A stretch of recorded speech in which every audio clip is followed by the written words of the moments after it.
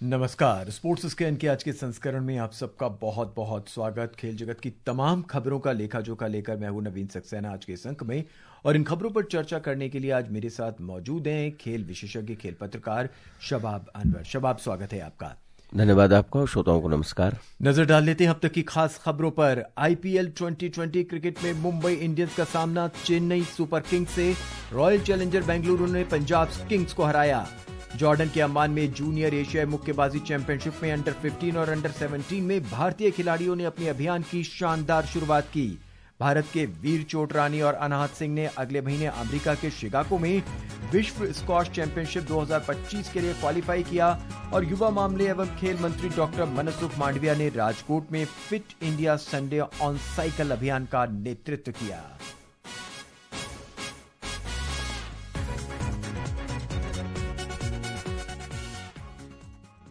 शबाब, इस समय पूरे भारत में या यूं कहें कि सभी क्रिकेट प्रेमी जितने भी देश हैं, आईपीएल का ज्वर अगर कहें, अगर बुखार कहें, चढ़ा हुआ है और वो पूरी तरह से छाया हुआ है, क्योंकि नए पुराने सभी खिलाड़ी बेहतरीन प्रदर्शन कर रखे हैं। जी हाँ, बिल्कुल। अब इंडियन प्रीमियर लीग नहीं, इंडियन पॉसिबल लीग भी अब कहा जाने लगा है। तो जिस तरह की चीजें, यानी कि अनहोनी को होनी कर दे, होनी को अनहोनी, तो बहुत मजा आ रहा है। एक टीम ऐसी है जो सबसे बड़ा रन चेस भी करती है और सबसे छोटे स्कोर को डिपेंड भी करती है। तो ये पहली बार देखने को मिला। काफी कुछ अभी आधा सफर बाकी है, लेकिन इतने ही मैचों में जो कुछ देखने को, धूप छांव देखने को, उलटफेर देखने को मिला है, बहुत मजा आ रहा है सही मानों में। शबाब, मुंबई में इस समय चेन्नई सुपर किंग्स और मुंबई इंडियंस सामने सामने हैं। 12 ओवर हो चुके हैं, 82 रन ही बोर्ड पर लगे हैं, 3 विकेट डाउन हो चुके हैं। ये तो आज के मैच की बात रही, जो चल रहा है इस पर चर्चा करेंगे।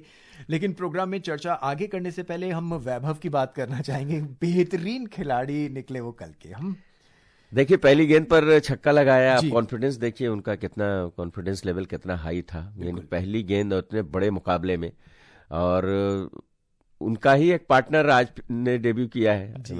देख लीजिए, चेन्नई के लिए, मुंबई के लिए खेलते हैं और 32 रन बनाए हैं बहुत से 15 गेंदों पर आयुष महात्रे ने। तो उनसे प्रेरणा मिली और फिर टीम मैनेजमेंट ने मेरी सोचा कि जब वैभव को खिलाया गया है तो उसका जो पार्टनर है उसको क्यों नहीं खिलाया जाए। तो क्या शानदार तरीके से दोनों लड़कों ने शुरुआत की अपने आईपीएल कैरियर की। शबाब, लेकिन क्या भविष्य इनके लिए अभी सुरक्षित है? इतनी जल्दी क्रिकेट में पदार्पण करना और इतनी जल्दी तेजी से आगे बढ़ना, बड़े खिलाड़ियों के आगे कहां टिक पाएंगे? हाँ, ये बात कहना सही है, लेकिन हम ये देख रहे हैं कि जब नए टैलेंट को अगर आप मौका नहीं देंगे तो आईपीएल का तो मकसद ही, उद्देश्य यही है। कोई ज़रूरी नहीं है कि आप आईपीएल खेल करके इंटरनेशनल टीम में जाएं। हालांकि हमारे भारत की अगर बात करें तो बहुत सारे ऐसे क्रिकेटर हैं जिन्होंने आईपीएल खेल करके T20 इंटरनेशनल टीम में जगह बनाई है। लेकिन आपका कहना बिल्कुल सही है कि आने वाले कुछ वर्षों में ऐसी संभावना बहुत कम है, क्योंकि 3 टियर की टीम पहले से ही तैयार बैठी है। लोग, मतलब एक टीम खेल रही होती है, दूसरी नेशनल क्रिकेट एकेडमी में प्रैक्टिस कर रही थी, और तीसरी टीम वो होती है जो इंतजार में होती है कि कब मुझे एनसीए में मौका मिले, फिर इंडियन टीम में। लेकिन आईपीएल का तो उद्देश्य ही यही है कि नए टैलेंट को प्रमोट किया जाए। और सबसे बड़ी बात यह कि जो हमारे विदेशी खिलाड़ी आते हैं उनके साथ खेलना, अपने हीरोज के साथ खेलना तो एक बड़ी बात है। वो डोमेस्टिक क्रिकेट में हम खेल लेते हैं, लेकिन बाहर के हीरोज के साथ अगर हम खेल रहे हैं तो उसका मजा कुछ और है। शबाब, ये तो टेक्निकल बात हुई, थोड़ी भावनाओं की बात करते हैं। शार्दुल ठाकुर सीजन्ड क्रिकेटर हैं, तेज बॉलर हैं, 14 वर्षीय खिलाड़ी, पहली ही बॉल पे तेज तरार बॉल को बाउंड्री के पार पहुंचा जाता है। 14 साल के बच्चे की बाजुओं में भी तो जान है। जहाँ बाजू में जान है तभी तो, बिल्कुल। और सबसे बड़ी चीज ये कि कितना आत्मविश्वास उस बच्चे में था। और पहली बार नहीं है कि वो बड़े मैच में उतरा। आईपीएल भले उसका पहला था, लेकिन आप देख लीजिए कि उसने इस तरह की कई पारियां खेली हैं। और फ्रेंचाइजी लीग की बात अगर हम करते हैं तो वैसे भी फ्रेंचाइजी लीग चलती है जो टीम के मालकान होते हैं उनके नजरिए से। तो सभी मालकान का ये कहना है कि नहीं भाई, जो नए बच्चे हैं उनको मौका दिया जाए। और फिर 2 नए लड़कों को मौका मिला है, और आपकी बात को मैं आगे बढ़ाऊंगा कि इनका कैरियर कितना लंबा चलेगा ये कहना अभी मुश्किल है। इस बीच आईपीएल 2020 क्रिकेट में आज चंडीगढ़ में रॉयल चैलेंजर्स बेंगलुरु ने पंजाब किंग्स को 7 विकेट से हरा दिया। आरसीबी की ये 5वीं जीत है और तालिका में तीसरे स्थान पर पहुंच गई है। सुनते हैं नेहा की रिपोर्ट। विराट कोहली के और देवदत्त पड्डीकल के शानदार अर्धशतकों की बदौलत रॉयल चैलेंजर्स बेंगलुरु ने पंजाब किंग्स को उसके ही घरेलू मैदान में आज आईपीएल मुकाबले में 7 गेंद शेष रहते 7 विकेट से हरा दिया। कोहली ने नाबाद 73 रन बनाए जबकि पड्डीकल ने 61 रन बनाए। आरसीबी ने कृणाल पांड्या और श्रेयस शर्मा की शानदार गेंदबाजी के दम पर पंजाब को 6 विकेट पर 157 रन पर रोक दिया। आरसीबी की 8 मैचों में अब 5वीं जीत है और वह 10 अंकों के साथ तालिका में तीसरे स्थान पर पहुंच गई है, जबकि पंजाब को 8 मैचों में तीसरी हार का सामना करना पड़ा और वह तालिका में चौथे स्थान पर है। आरसीबी ने टॉस जीतकर पहले गेंदबाजी करने का फैसला किया। Neha Goswami, sports can. शबाब इस समय बिल्कुल ओपन नजर आ रहा है। अगर हम आईपीएल की बात करें, बड़ी टीमें भी जीत रही हैं, छोटी टीमें भी जीत रही हैं और अगर देखा जाए, हम बात करें अगर इस समय विराट की फॉर्म में नजर आती है। जी हाँ, विराट कोहली इस जबरदस्त फॉर्म में एक नया रिकॉर्ड भी आज उन्होंने बनाया है। आईपीएल में सबसे ज्यादा 50 का रिकॉर्ड डेविड वार्नर के नाम ये रिकॉर्ड था, लेकिन डेविड वार्नर आईपीएल इस बार नहीं खेल रहे हैं, वो पीएसएल खेल रहे हैं।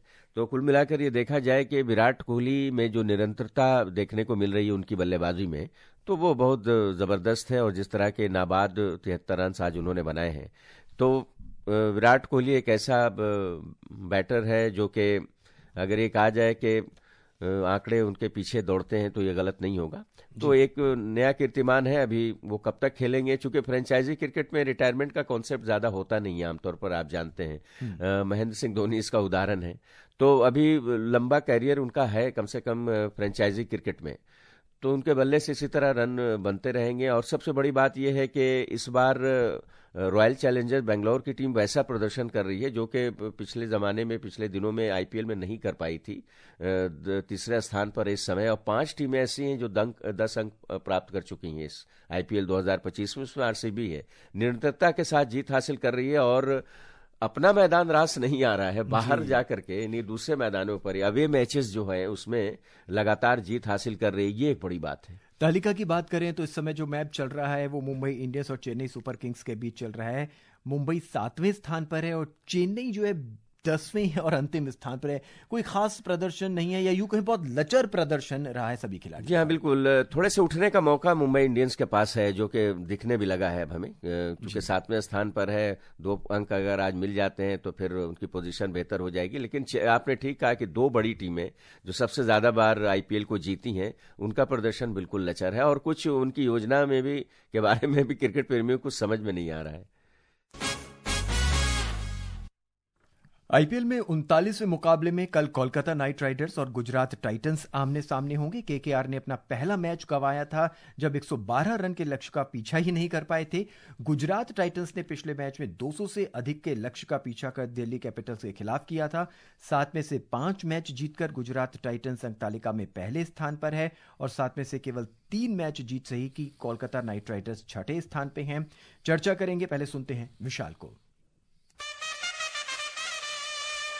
कल के मैच में 2 ऐसी टीमें आमने सामने होंगी जिनकी सलामी जोड़ियां एक दूसरे से बिल्कुल अलग अंदाज में खेलती हैं। केकेआर के पास सुनील नारायण और क्विंटन डिकॉक की विस्फोटक ओपनिंग जोड़ी है जो पहली ही गेंद से आक्रामक बल्लेबाजी करती है। वहीं गुजरात टाइटंस के शुभमन गिल और साई सुदर्शन शुरुआत में संभल कर खेलते हैं और बाद में आक्रमण करते हैं। स्पिन गेंदबाजी के मामले में कोलकाता ज्यादा असरदार रही है। केकेआर के स्पिनरों ने अब तक 20 विकेट चटकाए हैं, वहीं गुजरात टाइटंस के फिरकी गेंदबाजों ने 16 विकेट अपने नाम किए हैं। इस आईपीएल में दोनों ही टीमों को अपने घरेलू तेज गेंदबाजों से महत्वपूर्ण योगदान मिला है। गुजरात के लिए मोहम्मद सिराज ने नई गेंद से शानदार प्रदर्शन किया है, वहीं कोलकाता की ओर से नई गेंद के साथ वैभव अरोड़ा की शुरुआत शानदार रही है। अब देखना यह होगा कि कल होने वाले इस मैच में फिरकी गेंदबाजों का पलड़ा भारी होगा या फिर तेज गेंदबाजों की धार पैनी नजर आएगी। Vishal Sharma, sports can. Gujarat Titans number 1 team है तालिका में और केकेआर पिछड़ी हुई टीम है। तो कल क्या पलड़ा गुजरात टाइटंस का भारी रहेगा? जी, निश्चित रूप से भारी रहना चाहिए। लेकिन एक बात जो इस रिपोर्ट में भी बताई गई कि केकेआर जो है अपने स्पिनर्स के सहारे आगे बढ़ रही है। तो जितने मजबूत स्पिनर्स केकेआर के पास हैं इस समय किसी भी टीम के पास नहीं है। तो वो एक मजबूत पक्ष हो सकता है जो थोड़ी सी परेशानी का कारण गुजरात टाइटंस के लिए बन सकता है। लेकिन साई सुदर्शन गुजरात टाइटंस के लिए जिस तरह की बल्लेबाजी कर रहे हैं और मोहम्मद सिराज जिस तरह से फॉर्म में है, तो अगर वो फॉर्म इन दोनों का बाकी रहता है तो मुझे ऐसा लगता है कि ये दो खिलाड़ी शुभमन गिल कप्तान फॉर्म में ना हो उसके बावजूद मैच जिताने में सक्षम है।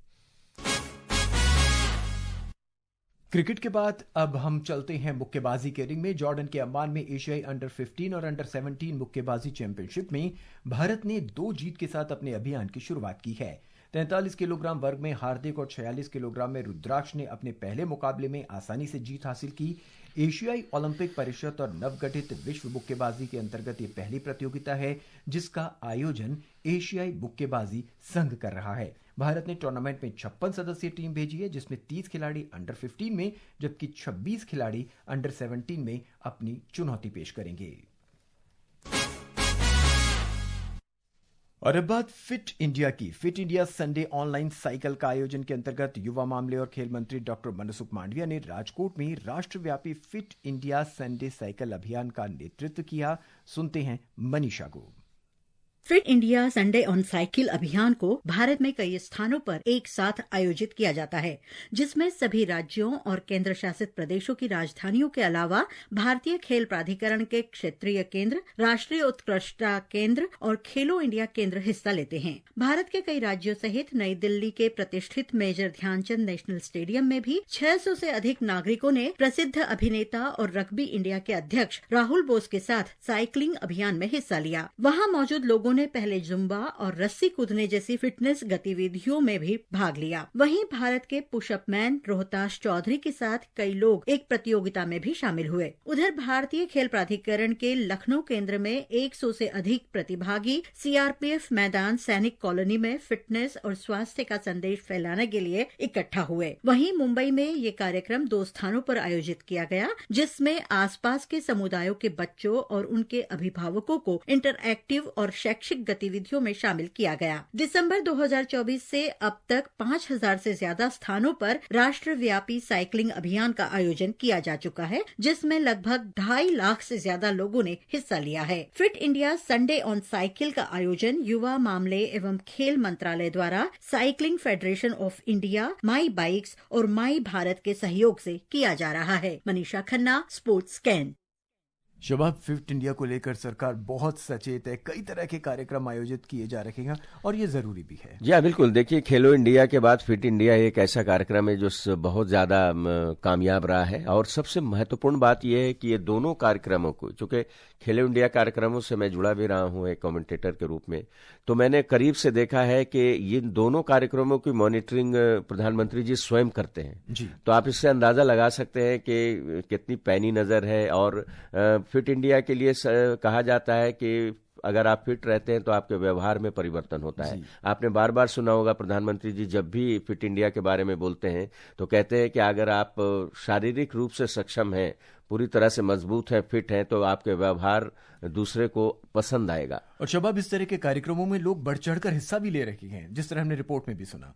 जहाँ इस कार्यक्रम में खास तौर से सेलिब्रिटी को भी शामिल किया गया था, बड़े बड़े खिलाड़ी, लेकिन पंचायत स्तर पर काम चल रहा है। अगर आप देखें तो ऐसी बात नहीं, ये तो एक बड़ा दिन था। एक रविवार को एक आयोजन किया गया था जो लगातार इसी नाम से किया भी जाता है, कभी साइकिल कभी दूसरी और स्पर्धा।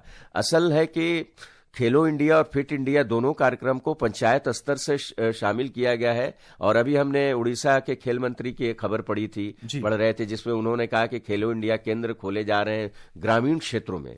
तो फिट इंडिया और खेलो इंडिया से जो नए नए खिलाड़ी और सभी लोग जुड़ रहे हैं तो निश्चित रूप से खेल का एक नया माहौल बन रहा है। और अंतर्राष्ट्रीय स्तर पर खास करके ओलंपिक में जो पदकों की संख्या बढ़ी है तो इसका जीता जागता उदाहरण है। शबाब की इसी खबर को आगे बढ़ाते हुए मैं आपको बताना चाहूंगा कि भुवनेश्वर में उड़ीसा के खेल और युवा मामलों के मंत्री सूर्यवंशी सूरज ने आज राज्य के सभी 30 जिलों में खेलो इंडिया केंद्रों का वर्चुअल उद्घाटन किया। जिस तरह से आप बात कर रहे थे कि पंचायती स्तर पर जो है खेलों को बढ़ावा मिल रहा है, ये उसी का एक नमूना है।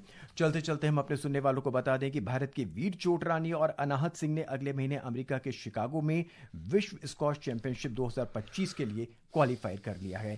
बहरहाल आज के इस अंक में बस इतना ही, क्योंकि वक्त बिल्कुल इजाजत हमें नहीं दे रहा है कि हम और खबरों पर चर्चा करें। शबाब, हमसे जुड़ने के लिए, अपनी राय हमारे साथ साझा करने के लिए आपका बहुत बहुत धन्यवाद। आपका भी शुक्रिया। आज के इस अंक में बस इतना ही। मुझे यानी नवीन को दें इजाजत। नमस्कार।